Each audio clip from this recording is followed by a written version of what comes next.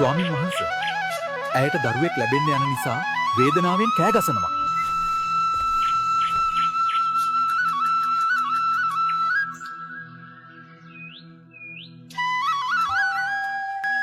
බුදුරජාණන් වහන්සේ මා කොහොමද මේ නැගණියට පිහිටවන්නේ? ඔබට පිහිටවන්න පුළුවන්. ඔබ ඒ අම්මා ගාවට ගිහින් සත්‍යක්‍රියාවක් කරන්න. ස්වාමින් වහන්සේ මම කොහොමද සත්‍යක්‍රියාවක් කරන්නේ? ඔබ සත්‍යක්‍රියාවක් කරන්න. මම දැන කිසිම ප්‍රාණියෙක්ගේ ජීවිතය තොර කර නැහැ. මේක සත්‍යයක්මයි. මේ සත්‍යානුභාවයෙන් ඔබ සුවපත් වේවා, සුවසේ දරුවා බිහි වේවා කියලා ඔබ සත්‍යක්‍රියාවක් කරන්න.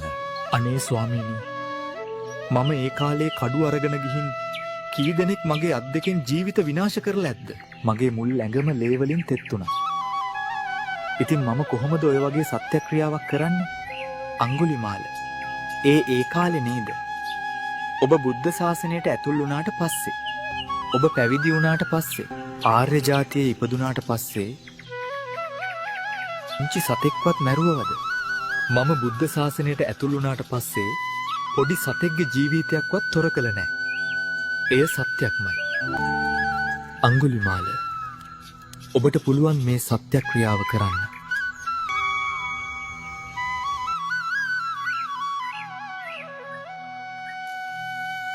සහෝදරිය, මම යම් අවස්ථාවක් ආර්ය ජාතියෙන් උපන්නෙම්ද එතැන් සිට දැනුවත්ව ප්‍රාණියෙකුගේ දිවි තොර කළ බවක් නොදකිමි.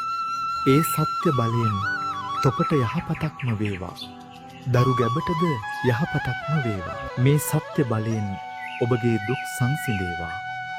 මේ සත්‍ය බලයෙන් ඔබගේ බය සංසිඳේවා.